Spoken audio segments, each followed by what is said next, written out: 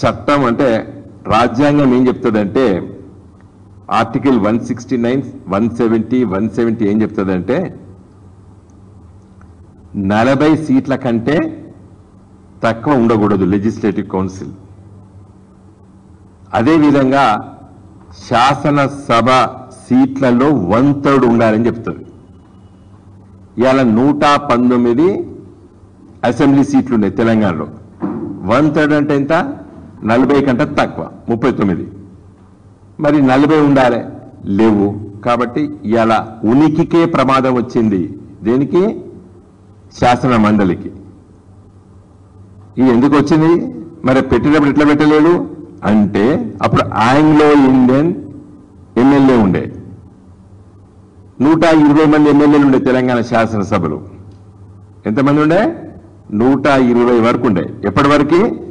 మొన్న డిసెంబర్ 3 ఫలితాలు వచ్చే వరకు తెలంగాణ శాసనసభలో ఎన్నిక కాబట్టేటువంటి ఎమ్మెల్యేలు 119, ఒకరు నామినేటెడ్ ఆంగ్లో ఇండియన్. మొత్తం ఎంత? 120 ఉండే. 120లో 1/3 ఎంత? 40. కాబట్టి 40 మినిమం కాబట్టి మనం దాంట్లో వచ్చినాము. కాబట్టి శాసన మండలి మనకు ఏర్పడ్డది.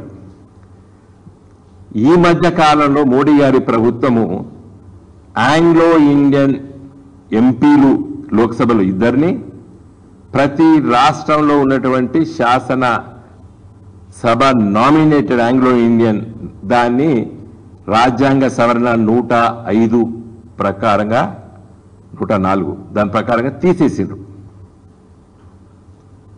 104th అమెండ్మెంట్ ప్రకారంగా తీసేశారు. కాబట్టి ఇలా తెలంగాణ శాసనసభకి ఏమైపోయారు? 119 అయ్యారు. మొన్న డిసెంబర్ 3 వరకు తెలంగాణ శాసనసభ సంఖ్య ఎంత ఉండే? 120 ఉండే. కాబట్టి శాసన మండలి రాజ్యాంగం ప్రకారంగా కరెక్ట్. ఇప్పుడు ఉనికికే ప్రమాదం వచ్చింది. ఎవరైనా కేసు వేస్తే అసలు రద్దయిపోతుంది శాసన మండలి. రాజ్యాంగం ప్రకారంగా లేదు ఇవాళ తెలంగాణ శాసన మండలి. దానికి ఉనికికే ప్రమాదం వచ్చేసింది. ఎందుకంటే రాజ్యాంగంలో ఏం చెప్తుంది? ఆర్టికల్ 169, 170, 171లో ఏం చెప్తారంటే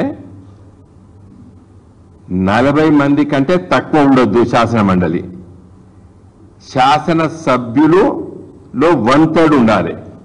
మరి తెలంగాణ శాసనసభలో 119 మాత్రమే ఉన్నారు.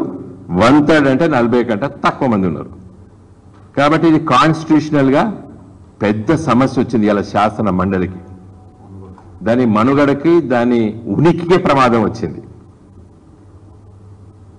అది ఉంటుందా పోతుందా శాసన మండలి అనేటువంటి ప్రశ్న ఇప్పుడు. కాన్స్టిట్యూషన్లో యాజ్ పర్ కాన్స్టిట్యూషన్ దానికి ఆ స్ట్రెంత్ లేదు. సో ఈ సందర్భం లోపల నేను అడిగేది ఏంటంటే రేవంత్ రెడ్డి గారు దీంట్లో చాలా సమస్యలు రేపు మీరు మాట్లాడతారు. మరి ఈ ఉనికికే ప్రమాదం వచ్చింది కాబట్టి మనకు ఈ section 26 of the AP state reorganisation act లో మనకు 153 సీట్లు